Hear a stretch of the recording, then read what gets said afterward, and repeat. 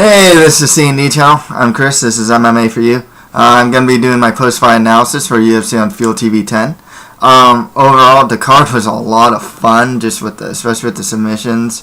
The card actually set a new Zuffa era UFC record with 8 submissions in 12 fights, and tied a promotional record with 10 total stoppages.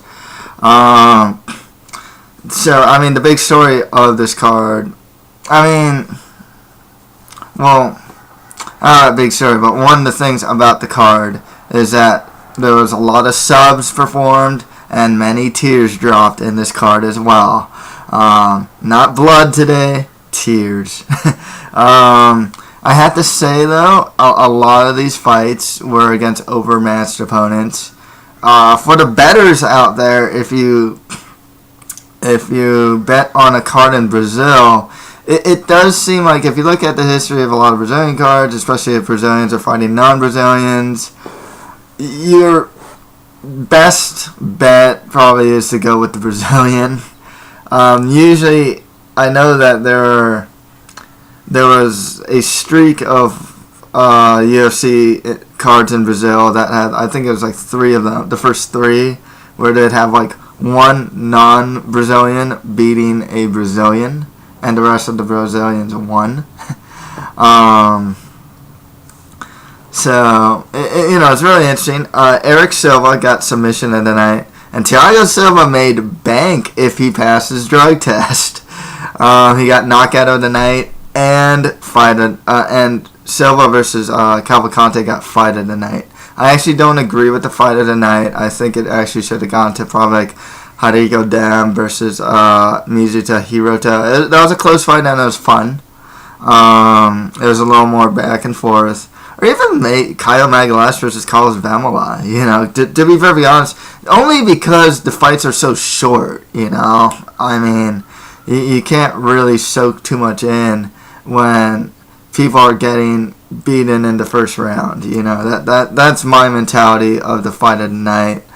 It's not the worst fight to give it to, but I think Dam versus Hirota probably should have got it.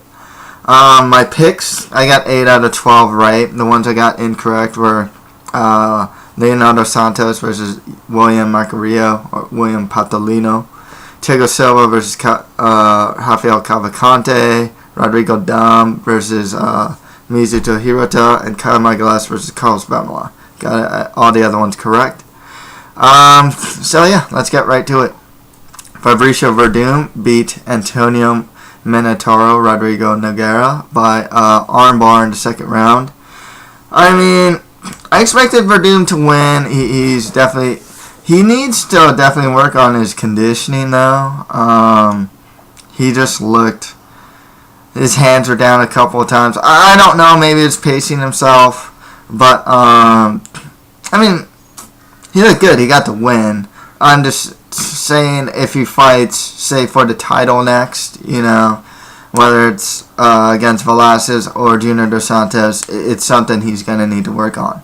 And that's the other thing, too. According to the rankings, Nogueira is number 8 in, the UFC rankings, and Verdum's like number 3. That would set Verdum up, I think, next in line for a title shot. Personally, I would actually just go with Velasquez versus Verdum next, and get Junior Dos Santos the winner of Travis Brown versus Alistair Overeem. Simply because I think, you had so many. You've had Velasquez versus Dos Santos matches so close together that. And obviously there's a chance for them to lose their fights, but the fact of the matter is, they're still, 29-30? They're going to fight 5 times, in their careers. There's a good chance that's going to happen. I don't think Verdum would beat Velasquez. I think definitely on merit, though, Verdum deserves a shot. He's on a 3-fight win streak. He beat up Roy Nelson pretty bad, and Roy Nelson's pretty high up there now. Then he knocked out Mike Russo, and Russo during that time was actually on a pretty good win streak, and then he beat a ranked UFC ranked guy in Nogueira. So I think, based on also the thinness of the division, I definitely think that merits a title shot. I don't think they're going that way. I think they are going with Velasquez versus Junior Dos Santos. But yeah, good win. The fight itself, Verdum dominated the ground. I mean, Nogueira's a very strong black belt in his own right, but Verdum was on a level above him. Verdum actually is kind of leaving a good legacy here. First guy to officially, really beat, or finish. There we go. Fedor Emelianenko. And he beat another Pride legend in Nogueira here. So, he's definitely getting some quality wins that are more raises his stock, but also helps his legacy as well. Definitely a guy that's coming up in heavyweight. Coming up. I think that's the wrong word because he's not an up-and-comer, but he's really established himself as an elite heavyweight, not just a one-dimensional Brazilian Jiu-Jitsu guy, but his striking has really come a long way as well. Next fight after that, Leonardo Santos beat William Macarillo by arm triangle in the second round. I have to say, both guys just aren't ready for the UFC. It was a good win for Santos. I hear he's cutting to 155. 170 and 155 are the most stacked divisions in the UFC. It's going to be tough for him. He didn't look great against Macarillo. And Macarillo looked good in that first round, but it's just relative to their level of skill. Because Macarillo's hands are down a lot. Threw a lot of right hands, got the takedown and hit some good ground and pound, but it is also his cardio was really bad. Santos, definitely has strong Brazilian Jiu-Jitsu, so he has that going for him. But it's also concerning that Macarillo could still take him down and be comfortable there. So. I don't know if that says good stuff about Santos off his back in MMA. Of course, there's a cage there, so it's not the same thing as Brazilian Jiu-Jitsu, pure Brazilian Jiu-Jitsu. You have something in the way. One thing that's really nice though was the post-fight celebration with Jose Aldo. He's looking for him. I guess they are very close and whatnot. So. Good one for Santos, and I'll be saying this for a lot of guys on this card, more lower to mid-tier guys of his division, whatever division he fights in. Same with Macarillo if they decide to keep him. Next fight after that, Thiago Silva beat Rafael Cavalcante by KO in the first round. Silva looked really good in this fight. This is actually the best I've seen Thiago Silva look, and as much as I bash the Black Zillion fight camp, I do say this. I know I'm kind of hedging here, but I have said this, that I don't think it improves grappling enough or game planning, that camp, but it definitely does improve striking, and you can see it with Mitrione, Thiago Silva, a lot of guys, even Evans, despite the Nogueira fight. If you see the Tito fight, you just see he's a little more aggressive, working more knees in the clinch and whatnot. So they definitely improved striking, and I feel that Thiago definitely looked a little more crisp. Defensively, looked a little better. He's still getting hit, but he definitely looked better. Just a little more crisp in the striking department. Man, Feijão looked like crap. This guy was just flat, gas. He was winding up.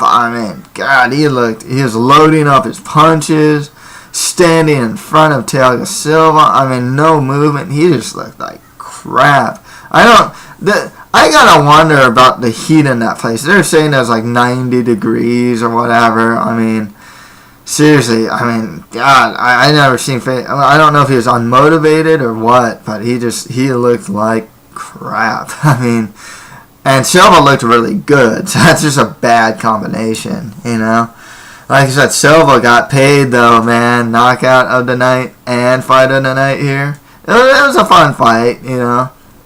Silva's is in that weird spot though. He's like that like fringe top 10 to like top 15. He can fight the winner of like Ryan Jimmo versus Igor Prokrayak. If you want to kind of give him a step higher, Shogun, the winner of Shogun versus Sonnen.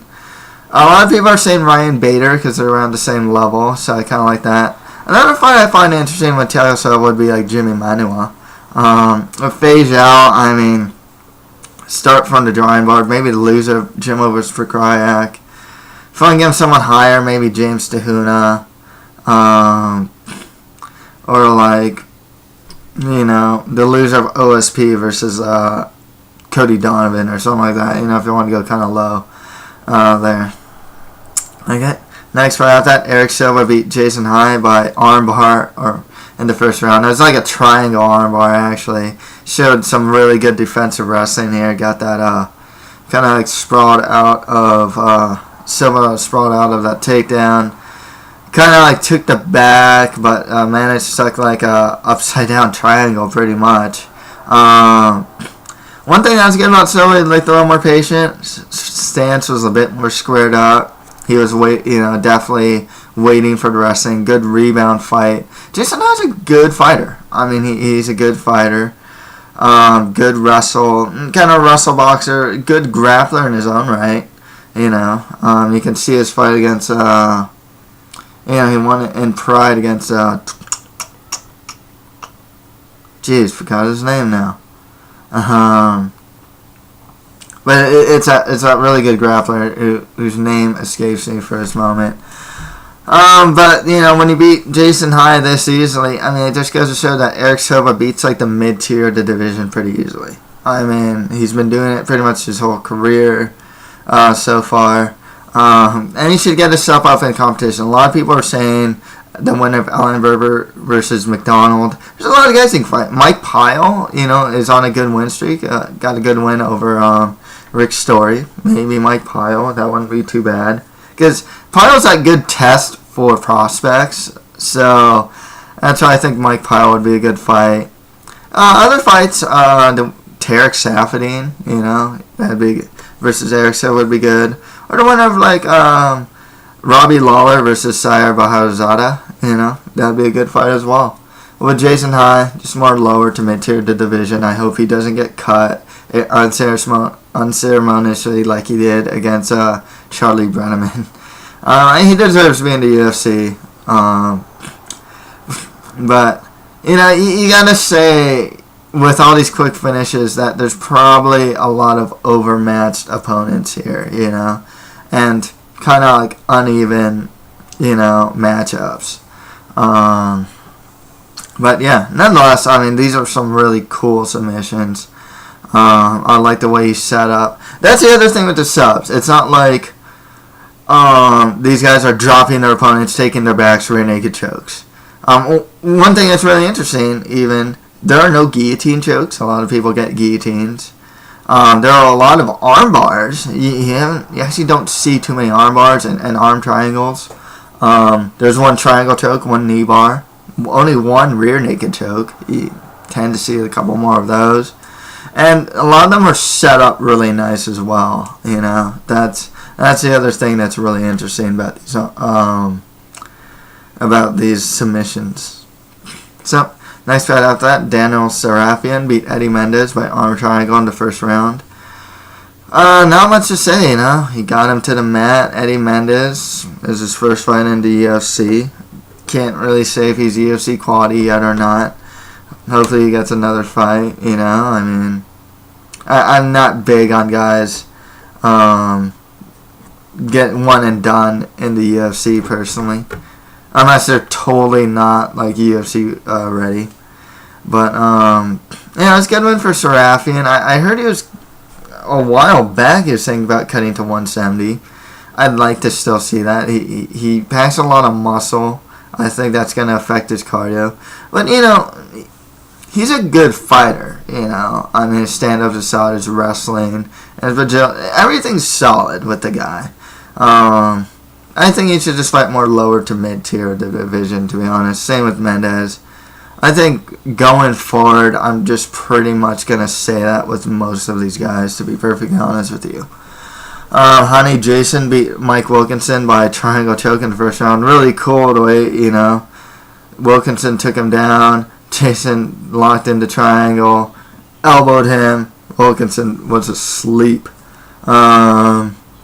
Honey Jason is getting kind of the Roger Huerta treatment. He's getting more like lower tier fighters, getting a win streak, and he's a good fighter. He has good stand-up. He tends to brawl sometimes, though, as you see with the Sam Cecilia fight. But his ground game is very solid. Trains with a good camp.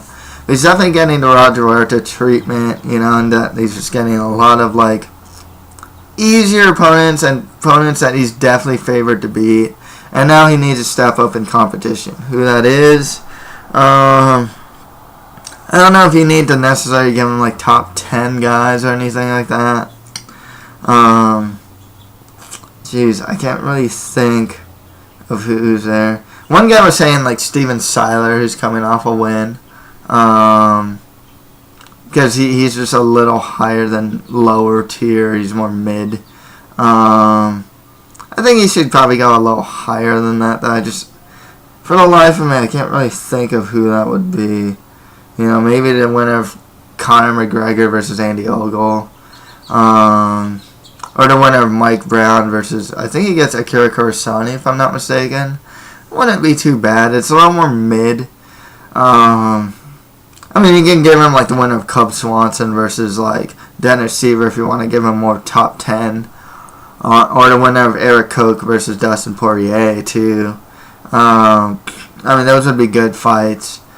Kind of a little high up there, but, I'd like to see where Honey Jason is really at. It's obvious he can beat the lower tier of the division. Let's see what this guy can really do. Okay, next fight after that, Rafael Sanchal beat Von Lee by armbar in the second round. Sanchal looked good. His wrestling looked a lot more improved in this fight. I liked what I saw there. Great submission. Nice, just mounted him and set up to the armbar. Rafael Sanchal should probably, I think they're right, he should probably fight more top 5. Maybe the winner of Pickett versus McDonald would be a good one. Scott Jorgensen would be another guy he can probably fight as well. Give him George Roop, as he's coming off a 2-fight win streak now, and he just beat Brian Bowles, So he definitely needs but I think he should fight for him a top 10 of the division. Von Lee, he's kind of like win-lose, win-lose, win-lose. He fights really tough guys. He'll fight like T.J. Dillashaw, Rafael Sanchal, and then like Motonobu Tezuka, in there and stuff like that. So they always give him like really good guys more on his level, really good guy on his level, That's kind of the story of Von Lee's UFC career. So I think they should just give him some more guys on his level, to be perfectly honest with you. Next right after that, Felipe Arantes beat Godofredo Pepe Castro by TKO in the first round. Good ground and pound from Arantes here, man. Good, sweet, good reversal. He got out of the mount position, and just hitting some nasty ground and pound. Those elbows are vicious. He is a shoot-the box product, so you can definitely see the aggression there.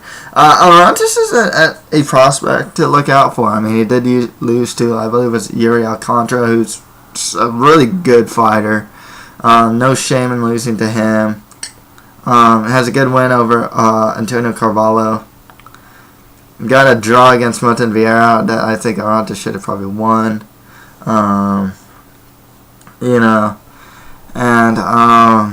He has a solid stand-up, and his ground game is pretty solid as well. Arantes is definitely one of those like under the radar prospects. He should just fight more guys lower to mid tier of the division.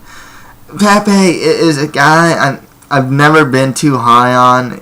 to be perfectly honest. He has good Brazilian Jiu-Jitsu. Stand-up's not that great in my opinion. Fight more lower to mid-tier to division, I guess. Next fight I actually didn't see, but Ildemar Alcantara beat Leandro Busquets Silva by unanimous decision. I can't say much because I didn't see the fight, but I know with Silva he usually fights at 155, so if they keep him, I'd like to see him at 155. And with Ildemar, just more lower to mid-tier to division. And yeah, next fight after that, Rodrigo Dom beat Mizuto Hirota by split decision. I think it was a fair decision. You know, it was definitely back and forth. Dom got a really nice German suplex on Hirota. You know, his right hand was finding his mark just as much as Hirota's left hand was finding the mark as well. So, you know, he dropped him in the first round, put him on his butt.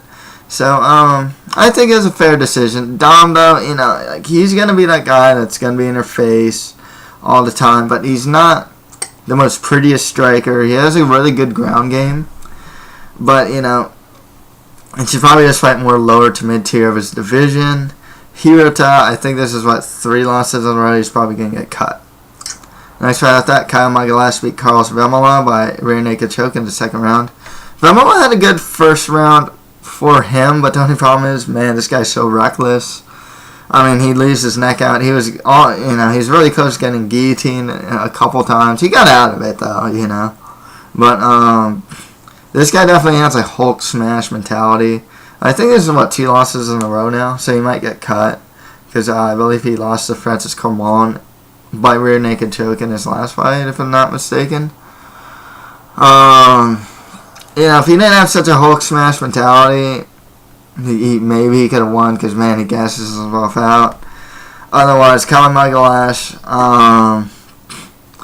good ground game. That's really the most I can say about the guy. He doesn't have a lot of experience, so I don't know if he's truly UFC ready. Striking needs a lot of work. His wrestling isn't great by any means, but he does have a good ground game. He's a really strong guy as well. Good win for him. He's fighting for more lower to mid-tier to division. And finally, Antonio Braga Neto beat Anthony Smith by knee bar in the first round. Love the setup. You know, Anthony Smith looked like he was going to scramble out of, I believe it was mount. Left his knee there, left his leg there, or maybe Neto set that up. I don't really know, but he got a really nice knee bar in there. Anthony Smith was in pain and got the win. Good first UFC win over a solid guy, you know. Neto's a prospect to watch out for. I'm definitely going to keep an eye out for him. His jiu-jitsu is really high level. But yeah, he should just get more lower to mid-tier of the division. Okay, that's pretty much it for my post-fight analysis for UFC on FuelTV 10. If you have any comments, just leave them below. That's it for MMA for you. Thank you guys very much.